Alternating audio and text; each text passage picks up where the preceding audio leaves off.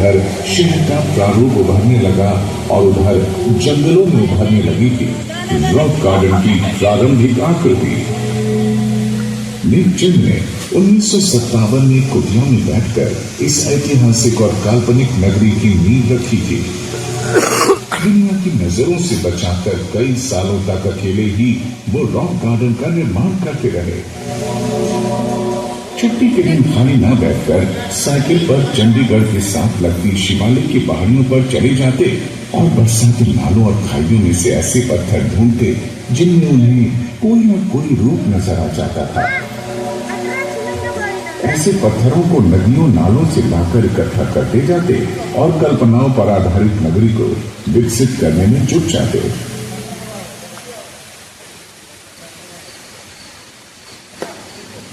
कामयाब ऐसे लोग नहीं होते हैं जो कभी विफल नहीं होते, बल्कि वो होते हैं जो हारने के बाद भी लगन नहीं छोड़ते। रात को न तो बिजली का कोई साधन मौजूद था और न ही इतने पैसे के लालटेन या मोमबत्तियों का इस्तेमाल कर काम किया जा सके। जंगल में वो रात को काम करने के लिए बेकार हो चुके साइकिल टायरों को आग लगाकर उसकी रोशनी में काम किया करते थे। जंगल था तो जंगली जानवरों का भी खतरा बना रहता था। मच्छरों से बचने के लिए नेकचंद जी अपने सिर और कानों को ढकने के लिए जूट के खाली थैले को धोकर स्कार्फ की तरह बांधकर अपना काम करते रहते थे।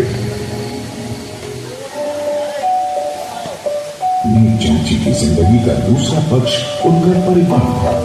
दिन में यथार्थ की दुनिया के घर परिवार को चलाने के लिए नौकरी और रात को सपनों की दुनिया को वास्तविकता की दुनिया में बदलने की प्रक्रिया में शायद वक्त ने परिवार को पछाड़ दिया। उनका 2.5 साल का बेटा डॉक्टर के पास लेकर जाते हुए रास्ते में ही चल बसा। इस घटना से नेकचंद जी को सदमा तो पहुंचा, मगर ये सब भगवान की मर्जी समझकर अपनी ध्येय साधना में लगे रहे। जिस जगह पर रॉक गार्डन आज खड़ा है, उस जगह को एक जंगल के रूप में नामित किया गया था और इस जगह पर कुछ भी बनाना गैर कानूनी था। वो इस रहस्यमय नगरी को 18 साल की एक लंबी अवधि तक छुपाकर फैलाते रहे। 1975 में प्रशासन के अधिकारियों को जब इसका पता चला तो ये साम्राज्य लगभग 12 एकड़ तक फैल चुका था।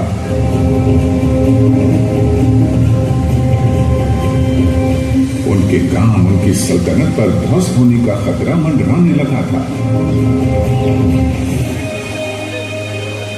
जनसमूह के प्यार और अधिकारियों की राय को आखिरकार नेकचंद जी अपने पक्ष में करने में सक्षम हुए और 1976 में पार्क का उद्घाटन एक सार्वजनिक स्थान के रूप में परिभाषित कर लोकार्पित कर दिया गया।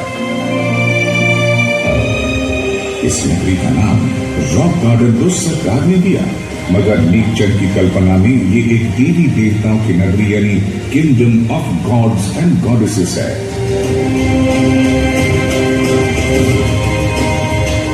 पहली नजर में शायद हर किसी को ये best out of the waste की एक महानतम कृति लगे, लेकिन अनुभूति होने पर एक अलग ही कहानी बयान करते हुए सही मायनों में नेकचंद जी की कल्पनाओं को चित्रांकित करते हैं।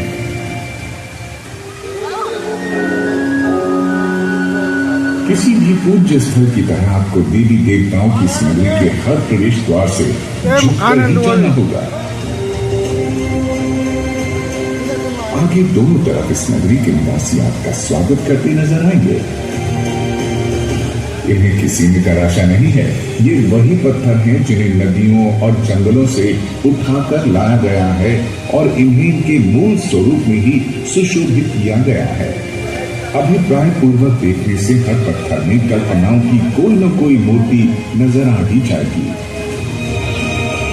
इस नगरी का हर हिस्सा अपने आप में एक अलग कहानी संजोए हुए है और उस हिस्से का हर बाशिंदा, हर किरदार एक अलग पहचान रखता है। नगरी का अगला पड़ाव संगीत दरबार है, जहां आने वाले सभी मेहमानों का स्वागत संगीत से होता था। दोनों ओर पत्थरों रूपी अलग अलग संगीत वाद्य यंत्रों से सुसज्जित दिखाई देने वाली मूर्तियां सर्जक की कल्पना में संगीतकार और पहरेदार हैं। जब शाम को नगरी का मुख्य द्वार बंद कर दिया जाता था, तब ये संगीतकार अपने अपने वाद्य यंत्रों को पास ही में बने कक्ष में रख दिया करते थे। इसी कक्ष में कभी कभी नीलचंद जी अकेले बैठकर प्रकृति का और अपनी कल्पनाओं का आनंद लिया करते थे। कल्पित भावनाओं में घरों की ये दीवार भी संगीत वाद्य यंत्रों का ही हिस्सा है। कुछ घरे बड़े हैं और कुछ छोटे, जिन्हें बजाने से बड़ों में से अलग और छोटों में से अलग ध्वनि रूपांतरित होती है। हकीकत ना सही, कल्पित दुनिया का ये अद्भुत नजारा तो है ही। घरों की इस दीवार के एक ओर चीनी मिट्टी की चीजों से बनी एक दूसरी दीवार है। पुराने जमाने में जहां बल्ब होल्डर बना करते थे, उन्हीं कारखानों से बेकार हुए हिस्सों का सदुपयोग कर यहाँ कितनी खूबसूरती से उनकी दीवार बना डाली। अगले पड़ाव की राह की ओर बढ़ते हुए छोटे छोटे पत्थरों से बना हुआ ये पर्दा है।